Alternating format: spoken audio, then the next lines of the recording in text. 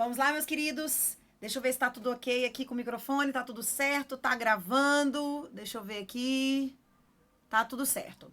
Gente, bloco número 10, nosso último bloco, eu dediquei para questões relacionadas com o direito das sucessões, tá? Bem específicas, questões interessantes. Essa primeira questão eu vou ler para vocês, ela vai ficar disponibilizada para vocês, mas para eu poder acelerar um pouco as gravações, eu vou ler essa questão, ela não foi digitada ainda, mas aí eu mando digitada para vocês. E a gente vai montando o esquema, tá? A base da resposta eu já deixei aqui pra gente. Combinados assim? Então pode vir aqui comigo no nosso material. Ó, nosso bloco agora é o bloco de número 10. E aí, essa questão, ela foi aplicada no concurso de juiz TJMS, VUNESP, ano de 2015. Olha que questão interessante, a gente vai montando aqui, tá?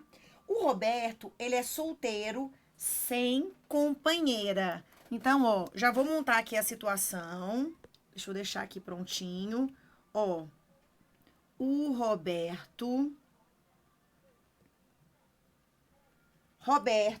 ele é solteiro. Roberto é solteiro. Ele não tem companheira, porque, né, não muda o estado civil. Então, aqui, sem companheira, sem união estável, tá? Ele é empresário e ele possui 3 filhos, ok? Então, aqui, ó, eu tenho 3 filhos. Tenho 3 filhos. Empresário, ele tem os filhos Maurício, Alessandra e Gaspar. Ale e o Gaspar. Ok? Ele tem 3 filhos. O empresário, ele foi diagnosticado com um grave câncer, garantindo os médicos que o seu organismo não resistiria às consequências da doença, sendo provável que faleceria com brevidade. Assim, Roberto compareceu ao cartório para a confecção de um testamento público. Então, o Roberto, ele soube da doença. O Roberto soube da doença, do câncer, ficou preocupado e foi ao cartório fazer o seu testamento público. Foi ao cartório fazer o testamento público, ok? Até aqui tudo bem. Por meio do qual atribuiu à sua filha Alessandra, com quem tem mais afinidade, a totalidade da parte disponível do patrimônio. Então, aqui, ó, nós temos um testamento, que é um testamento, ó, temos aqui um testamento público. Esse testamento público, imagina, aqui a gente vai considerar, ó, esse aqui é o patrimônio. Esse aqui é o patrimônio do Roberto. Como ele tem herdeiros necessários, artigo 1845, ele tem herdeiros necessários, que são seus descendentes, então eu já sei que 50% desse patrimônio é a legítima, tudo bem? É a legítima. A legítima vai para os herdeiros necessários. Pela literalidade do código, nós temos aí descendentes, ascendentes e cônjuge sobrevivente. Então, herdeiros necessários. Então, eu tenho aqui 50% vai para os herdeiros necessários. E os outros 50% é a chamada parte disponível, que ele quis deixar, parte disponível, que ele quis deixar para Alê, que é a filha que ele tem uma maior afinidade. Gente, até aqui tá tudo lindo, tá? Alê, ele deixou a parte que podia? Deixou a parte que podia. A filha aí, ó, que ele gostava mais. Tudo bem? Então, aqui, deixei para a filha que eu tenho aí uma maior afinidade. Beleza. Aí, ok. No mesmo instrumento, ele dispôs expressamente sobre a deserdação do filho Gaspar. Então, nesse mesmo testamento, ele inseriu uma cláusula de deserdação. Raquel, a deserdação tem que ter uma justa causa, que inclusive tem que ser ratificada depois da abertura, depois do registro, cumprimento do testamento. Então, ele deserdou o filho Gaspar. Tem as hipóteses previstas no código. Então, ele fez a deserdação do Gaspar em razão de uma ofensa física que ele havia praticado contra o seu pai. Né? Então, aqui, ó, ofensa física, ok? Houve uma ofensa física. E aí, só para constar, vou colocar aqui, ó. Eu coloquei aqui as hipóteses. Os herdeiros necessários, como ele é o herdeiro necessário, podem ser privados da legítima ou deserdados, em todos os casos que podem ser excluídos da sucessão. As hipóteses de deserdação são, além das hipóteses de indignidade, essas que são acrescidas aqui. Então, além das causas mencionadas no 1814, também autoriza a deserdação dos descendentes por seus ascendentes. Olha aqui, ó, ofensa física. Então, a gente tem um caso, né? A gente tem uma justa causa. Então, só voltando aqui, 1962, volta. 1962, inciso 1º. Ok. Pelo menos tem amparo legal. O que acontece, gente? Ofensa física que ele havia praticado contra seu pai. Gaspar possui um único filho, que é o Felipe. O Gaspar tem um filho, que é o Felipe. Gente, o Felipe é neto do Roberto. É o neto, ok? Aqui eu estou falando de sucessão envolvendo descendentes. Aqui, ó, 1º grau. E aqui eu tenho 2º grau, tá? Mas lembra que os mais próximos excluem os mais remotos. Até aqui tudo bem. O Gaspar possui um único filho. Sabendo de sua grave doença, Roberto foi procurado por Renata, com quem teve um relacionamento, para avisá-lo que estava grávida. Então, ó, ele teve um relacionamento com a Renata. Lembra que no início fala que ele não tem união estável. Então, ele teve aí um lance com a Renata. Vamos colocar nome aos bois aqui, ó. Tivemos um relacionamento com a Renata. Ó, ele foi procurado por ela, com quem teve um relacionamento, para avisá-lo que ela está grávida. Então, ela falou, olha, vai, né? Temos um novo descendente a caminho. Ela informou a gravidez. Muito bem. Foi procurado por Renata, com quem teve um relacionamento, para avisá-lo que estava grávida. De comum acordo, realizaram um exame para apurar a paternidade do nascituro, confirmando-se que era filho de Roberto. E este não se opôs a reconhecer a paternidade, mas não modificou o testamento que havia lavrado. Ele continua querendo deixar a parte disponível para a ler. Tudo bem? Então, gravidez, foi feito um exame DNA positivo, né? Então, tem mais um filho aqui, ó, que seria o filho 4, né? Até aqui é nascituro. Ele não se opôs em reconhecer a paternidade, mas não modificou. Roberto faleceu poucos meses após o nascimento de seu filho, o Fernando. Então, vou até utilizar aqui, ó, a canetinha azul. Nasceu depois o Fernando, ok? Que é filho também. Então, nós temos 4 descendentes. Considerando que a deserdação de Gaspar foi judicialmente confirmada, porque, gente, não basta a cláusula de deserdação. Lembra, eu coloquei até uma tabelinha para vocês, diferenciando indignidade e deserdação, tá? Na deserdação, o autor da herança, ele vai colocar uma cláusula no testamento, uma justa causa, uma das hipóteses legais, tá? Ele só pode deserdar herdeiros necessários. tá? Excluindo eles real, gente, da legítima.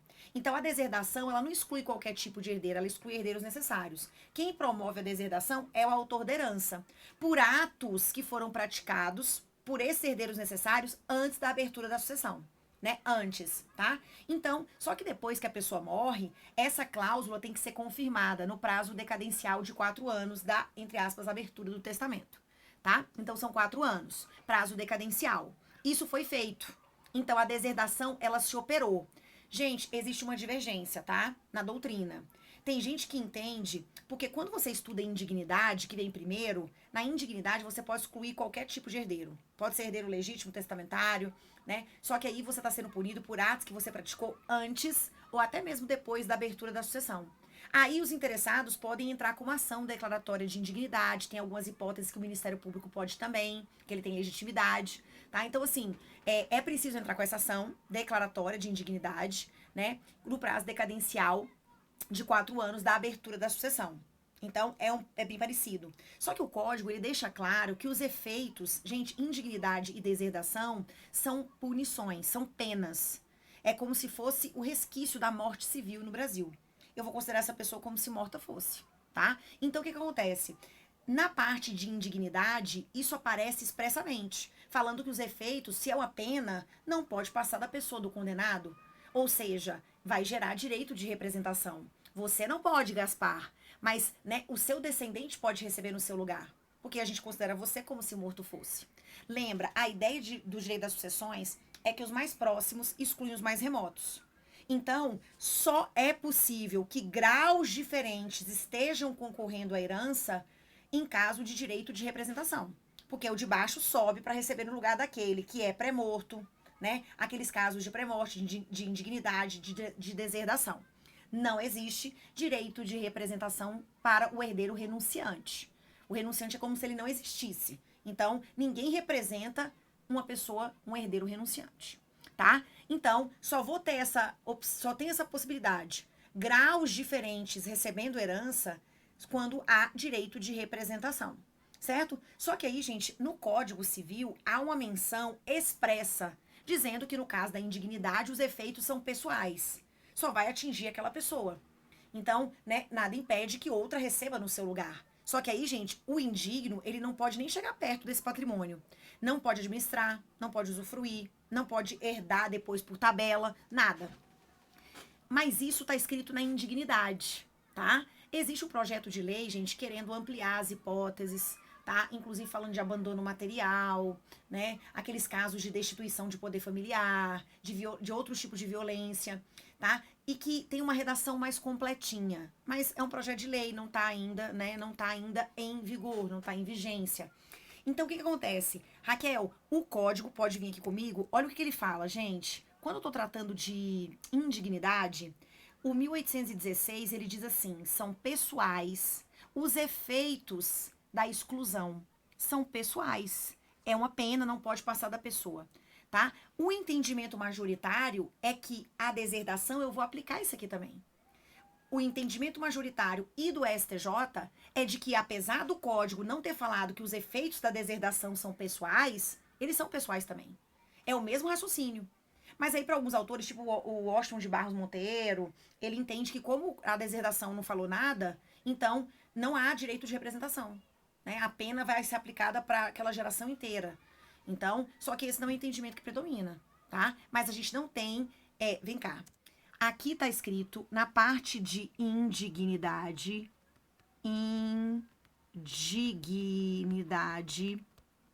Está escrito que são pessoais os efeitos da exclusão. Os descendentes do herdeiro excluído sucedem como se ele morto fosse, antes da abertura da sucessão. Então, ele está dizendo, olha, no caso ali do Gaspar, cadê o Felipe? O Felipe sobe. O Felipe pode receber por representação. Por representação. Ou por estirpe. Por representação ou por estirpe. Tudo bem? Então, volta. Só que, olha aqui, são pessoais os efeitos da exclusão. Os descendentes do herdeiro excluído sucedem como se ele morto fosse antes da abertura. Então, vai ter aqui o direito de representação. Muito bem. O excluído da sucessão, ele não terá direito ao usufruto ou à administração dos bens que a seus sucessores couberem na herança, nem a sucessão eventual desses bens. E aí, ó, a doutrina estabelece, aqui Flávio Tartucci, é a mesma coisa para a deserdação. Só que existe entendimento doutrinário diferente. Mas o que predomina é que também para a deserdação os efeitos são pessoais. Então eu vou encarar a deserdação e a indignidade como uma pena. A pena, ela não pode passar da pessoa do condenado, tá? Então o quê? Você vai ser punido, mas outra pessoa vai receber no seu lugar, por representação ou por estirpe, tá? Volta. Muito bem, gente. Volta na questão, né? Eu falei um monte aqui. Então, depois, Roberto faleceu poucos meses depois do nascimento de seu filho Fernando. Considerando que a deserdação de Gaspar foi judicialmente confirmada e que não existem outras pessoas na relação sucessória, responda aos questionamentos a seguir, fundamentando cada um deles. Então, aqui, ó, já coloquei o Gaspar. Deixa eu mudar até a cor aqui. Já teve a deserdação, ela foi confirmada por sentença.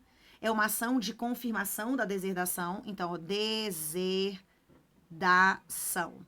Deserdação, ok? Então, aqui, ó, Raquel, esse foi excluído, né? O Gaspar foi excluído. Então, a legítima vai para quem, gente? Para os descendentes. Então, vai para o Maurício, para a Alessandra, para o Felipe, por representação, para o Fernando. Lembrando, o Fernando, a Ale e o Maurício recebem por direito próprio ou por cabeça. Então, vão receber por direito próprio, recebem por direito próprio ou por cabeça. Direito próprio ou por cabeça. Enquanto o Felipe, ele recebe aí por representação ou por estirpe, ele recebe exatamente a cota que caberia ao Gaspar receber, tá? Nós já sabemos que aqui são partes iguais, tá? Não interessa, né, se são filhos de uma relação X, Y, filho é filho, tudo bem? E aí, para todos os efeitos, gente, o que acontece? Esse testamento, será que ele vai ser tornado ineficaz? Será que ele vai parar de produzir efeitos? Será que é um caso de revogação, de rompimento? A gente vai ter que explicar isso. Pode voltar. Aí nós temos os questionamentos. Primeira coisa, gente, letra A. Felipe tem direito à parte da herança deixada pelo seu avô Roberto? Letra A. Felipe, como é que fica a situação do Felipe? O Felipe tem direito? Sim. Felipe, ele vai receber, lembra, aqui, gente, da herança em si, vai ter um quarto para cada um, né? Um quarto por Fernando, um quarto da legítima, tá? Um quarto para o Felipe, aí você identifica que é por representação ou por estirpe, um quarto da legítima para a Lê, um quarto da legítima para o Maurício, e a Lê recebe a mais, porque ela vai receber os 50% aqui da parte disponível. Por quê? Porque a Lê, ela é uma herdeira legítima, necessária, e também herdeira testamentária, ok? Então, até aqui, gente, o Felipe vai receber? Vai. Ele vai receber um quarto da legítima, por estirpe ou por representação.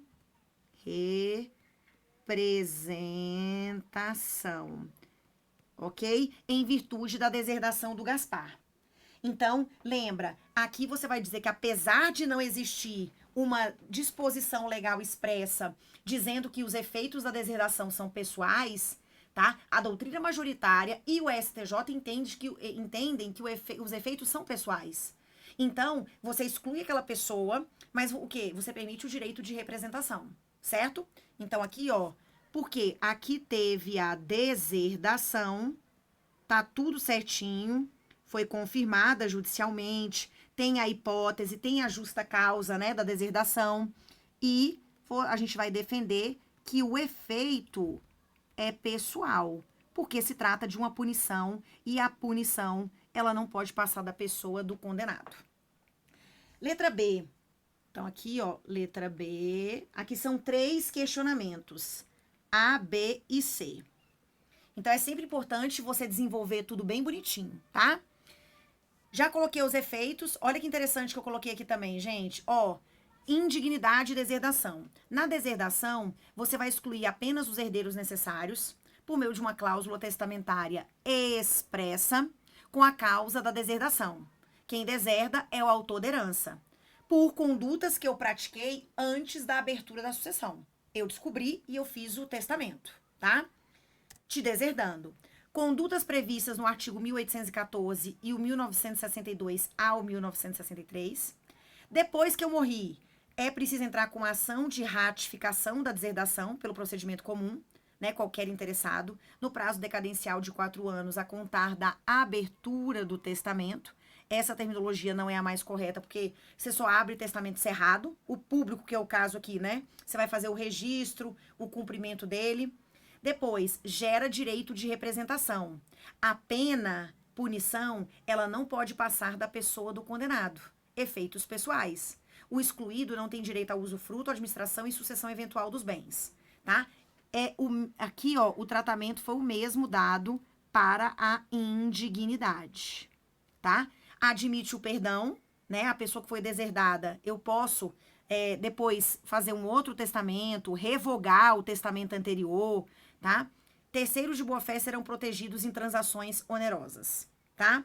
Aí, eu coloquei do ladinho aqui a questão da indignidade, exclusão de qualquer sucessor, enquanto na deserdação eu vou excluir os herdeiros necessários, elencados no 1845.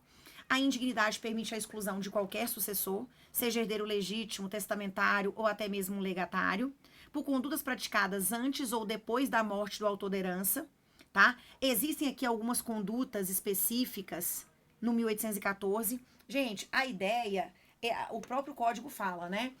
Se você, em caso de homicídio doloso, tentado, consumado, quando você, denunciação caluniosa, crimes contra a honra, então, a doutrina majoritária estabelece que as hipóteses, elas são taxativas, mas o STJ tem admitido, excepcionalmente, a teoria da tipicidade finalística. Até coloquei aqui pra vocês. Porque às vezes, gente, eu não matei, nem tentei matar o autor da herança, mas eu instiguei ele ao suicídio. Gente, a ideia não é a mesma? Né? A ideia da imoralidade, da exclusão, da ingratidão, né? Não é a mesma? Então, tem algumas hipóteses que não estão expressas, mas que têm o mesmo espírito e que acabam sendo permitidas também para hipótese de indignidade, tá? Mas isso é uma criação também, o quê? Doutrinária, jurisprudencial. Volta. O prazo aqui, gente, é um prazo decadencial para você alegar indignidade de 4 anos, só que é a contar da abertura da sucessão. Tá? Gera direito de representação, admite também perdão, tá? E os terceiros de boa-fé, enquanto, porque vocês sabem que a ação declaratória de indignidade, ela tem efeitos, como ela é declaratória, efeitos o quê, gente? Ex tunc.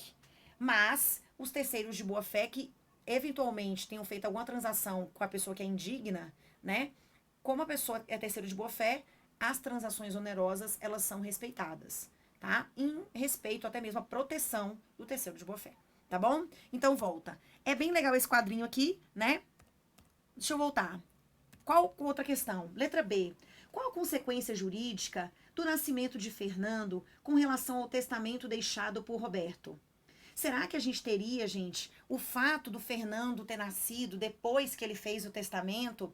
Será que nesse caso teríamos aí a revogação do testamento? Gente, revogação é voluntário. Então, o Roberto, ele sabia da existência do Fernando, ele inclusive fez o exame de DNA e ele não quis mudar o testamento dele. Então, aqui a gente não tem hipótese de revogação. Agora, será que nós teríamos uma hipótese de rompimento do testamento? Tá? Revogação, não. Ó, esse testamento, ele foi revogado? Não. Não é à toa que ele não moveu uma palha depois de saber da existência desse quarto filho. Revogação, não. Não teve manifestação. Será que teve o rompimento? Só que detalhe, gente. Uma coisa é eu fazer um testamento deixando 100%, eu não tenho filho nenhum, eu não tenho herdeiro necessário. eu faço um testamento deixando tudo pro meu melhor amigo. E aí o que, gente? Posteriormente, descobre-se a existência de um filho. E aí? Aí entende-se que nesse caso, muitas vezes na nossa cabeça a gente pensa assim, Raquel, se eu deixei 100% pro meu melhor amigo, então eu vou prevalecer, eu vou deixar os 50% pro filho que apareceu depois e 50% eu vou deixar para a pessoa que eu quis realmente beneficiar, como se fosse uma redução da deixa testamentária. Não, tá? Se, gente, apareceu esse filho que ninguém sabia da existência dele, tá? Haverá o rompimento do testamento. Então, a herança vai ficar na integralidade para esse filho, tá? Então, só que nesse caso, gente, quando eu fiz o testamento, eu já tinha herdeiros necessários, já tinha descendentes. E eu quis contemplar a Alessandra com a minha parte disponível. E essa minha opinião não mudou quando eu descobri do Fernando. Então, será que nesse caso o testamento ele se mantém rígido? Sim, gente. Ele tem validade, foi feito um testamento público, ele é válido e ele é eficaz. Então, houve alguma alteração no meio do caminho? Não. Que justificasse o rompimento também? Não. Então, volta aqui. Rompimento teve hipótese? Não. Então, aqui, ó. Qual é a consequência do nascimento do Fernando com relação ao testamento deixado por Roberto? Gente, considerando que eu já sabia da existência, eu já tinha descendentes e eu contemplei um descendente específico, tá? Eu não mexi na legítima, a legítima tá assegurada, então não há consequência aqui. O Fernando vai receber 1/4 dele da legítima e a Alessandra vai receber os 50%, né, a parte disponível que foi deixada para ela. Então aqui também não há hipótese de rompimento.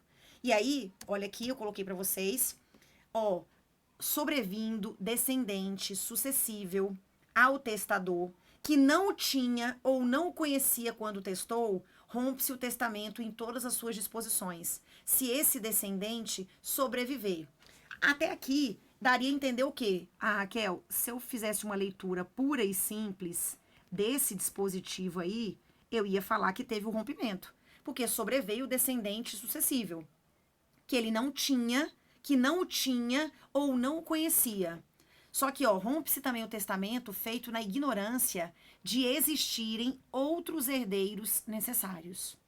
Não se rompe o testamento se o testador dispuser da sua metade, não contemplando os herdeiros necessários, de cuja existência saiba ou quando os exclua dessa parte. Então, ó, não há rompimento. Não se rompe se o testador dispuser da sua metade, não contemplando os herdeiros necessários, de cuja existência saiba, ou quando os exclua dessa parte. Então, isso aqui não é caso de rompimento. Então, agora, o que nos resta é analisar aí, né? Ó, rompe-se o testamento feito na ignorância de existirem outros herdeiros necessários. Só que aqui, gente, imagina, se eu fizesse isso aqui, o grande X da questão é o comprometimento da legítima. Então, olha, eu não sei da existência de nenhum herdeiro necessário. E aí eu deixo toda a minha parte disponível para alguém. Se aparecer esse herdeiro necessário, haverá o rompimento. Em todas as disposições. Vai ficar a herança toda pro herdeiro necessário. Só que aqui é diferente. Eu já tinha descendentes. Então, e o quê? Eu não alterei a legítima. Então, aqui o testamento tem validade e eficácia. Volta. Coloquei para vocês os julgados, tá? Ó, testamento, superveniência de um descendente, rompimento, não ocorrência. Pedido realizado pelos descendentes que já existiam, impossibilidade. Presunção de que o falecido testaria de forma diversa, inexistente, no caso concreto. Então, ó, no caso concreto, o descendente superveniente, filho havido fora do casamento, nasceu 1 ano antes da morte do testador, sendo certo que, se fosse de sua vontade, teria alterado o testamento para contemplar o novo herdeiro, seja apontando diretamente como sucessor testamentário, seja deixando mais bens livres para a sucessão hereditária. Ademais, justifica-se o tratamento diferenciado conferido pelo morto aos filhos já existentes, que também não eram decorrentes do casamento com a então inventariante. Porque depois do reconhecimento do filho biológico pelo marido, a viúva pleiteou sua adoção unilateral, o que lhe foi deferido. Assim, era mesmo de supor que os filhos já existentes pudessem receber em testamento o quinhão que não receberia o filho superveniente. Haja visto que se tornou filho por adoção da viúva meeira e também herdeira testamentária. Então, ó, somente tem incidência o 1973 se à época da disposição o falecido não tivesse prole ou não a conhecesse, mostrando-se inaplicável na hipótese de o falecido já possuir descendente e sobrevier outros depois da lavratura do testamento, que é o que está acontecendo aqui, né? Esses artigos que eu até mencionei aqui anteriormente, tratam do rompimento do testamento por disposição legal, espécie de revogação tácita, pela superveniência de um fato que retira a eficácia da disposição. Encampa a lei uma presunção de que se o fato fosse de conhecimento do testador ao tempo em que testou, não teria ele testado ou agiria de maneira diferente. Quando você já tem descendentes, quando você já tem herdeiros necessários e você, mesmo assim, né, fez o testamento, imagina, já tinha os herdeiros necessários e contemplei outra pessoa na parte disponível. Para todos os efeitos, é minha parte disponível. Então, não estou prejudicando. O filho nasceu, eu poderia ter revogado o testamento, eu poderia ter alterado, não fiz. Então, essa era a minha vontade. E é o que interessa pra gente em matéria de sucessão testamentária, é fazer prevalecer, é respeitar a manifestação de última vontade do autor da herança. Volta comigo. Bem interessante, né, gente, essa questão? E aí, letra C, só pra gente finalizar aqui. Letra C. Quem são os herdeiros de Roberto e qual o percentual da herança que cabe a cada um? Explique sucintamente os percentuais. Então, aqui, nós vamos colocar aqui. O Roberto, ele deixou quem? Ele deixou o Maurício, ele deixou a Alê, ele deixou o Gaspar e deixou o Fernando. Beleza. Do patrimônio, eu tenho aqui 50% disponível que vai para a Alê. Aqui ela tá na condição de herdeira testamentária. Herdeira testamentária, ok? Levando aí a parte disponível. Até aqui tá tudo lindo. Parte disponível. E aqui os outros 50% são a nossa legítima. Legítima, né? Então, dessa legítima, olha lá, desse 50% aqui da legítima, nós vamos colocar aqui, da legítima, eu vou dividir, lembra que o Gaspar não entra, entra o Felipe, cada um recebendo 1/4 da legítima, aqui por direito próprio ou por cabeça, e o Felipe por estirpe ou por representação. Então, a Alê vai receber a mais, né? Ela recebe os 50% lá da parte disponível, né? A parte disponível mais, por assim dizer, os 25%, né? Aqui, da legítima, né? Porque cada um recebe 1/4. Então, gente, é uma questão extremamente interessante, né? Aqui você teria que explicar essa questão da deserdação, seria interessante falar dessa divergência, né? O entendimento majoritário, quem quisesse já ir ao ponto, é de que os efeitos são pessoais, da indignidade, da deserdação. Aqui foi seguido passo a passo, né? Entrou-se com a ação de confirmação da deserdação, e aí o Felipe sobe para receber no lugar do excluído, né? Porque o direito de representação ele vai existir na linha reta descendente e na linha colateral apenas para beneficiar filhos de irmãos, que são sobrinhos, tá? Quando em casos de pré-morte, indignidade e deserdação, tá? Então, assim, seria, né, uma questão para você desenvolver, uma questão interessante e uma questão bacana de você fazer, né? Principalmente essa parte aqui também, gente, do rompimento do testamento, né? Que a gente tem que ter o quê? Essa prudência na análise do dispositivo legal juntamente com a jurisprudência, tá? Então, volta aqui, fiz o nosso esqueminha, depois eu vou colocar aqui para vocês, tá? A questão, né, o enunciado, coloquei para vocês um julgado, coloquei o quadrinho diferenciador de indignidade e deserdação, as hipóteses de deserdação, tá? Previstas no Código, né, Civil, tá? Os efeitos pessoais e coloquei também aqui alguns dispositivos que vão fundamentar, gente, a assertiva, né, as justificativas que a gente colocou. Então, ó, na linha descendente, os filhos sucedem por cabeça e os outros descendentes por cabeça ou por estirpe, conforme se achem ou não no mesmo grau. Por isso que o Felipe, como ele não está no mesmo grau, ele recebe por estirpe e não por cabeça. O herdeiro necessário a quem o testador deixar a sua parte disponível ou algum legado, né, não perderá o direito à legítima. O caso da Alessandra. Os representantes só podem herdar como tais o que herdaria o representado se vivo fosse. O Felipe vai receber exatamente o valor que receberia o Gaspar. Toda pessoa capaz pode dispor por testamento da totalidade dos seus bens ou de parte deles, para depois de sua morte. Né? Não, eu posso deixar tudo quando eu não tenho herdeiros necessários e posso deixar parte quando eu tenho. A legítima dos herdeiros necessários não pode ser incluída no testamento. Então, aqui são alguns dispositivos apenas para a gente ressaltar, né? E dar aquela finalizada no entendimento dessa questão. Beleza? Eu espero vocês no nosso próximo bloquinho para a gente finalizar com mais questão de direito das sucessões.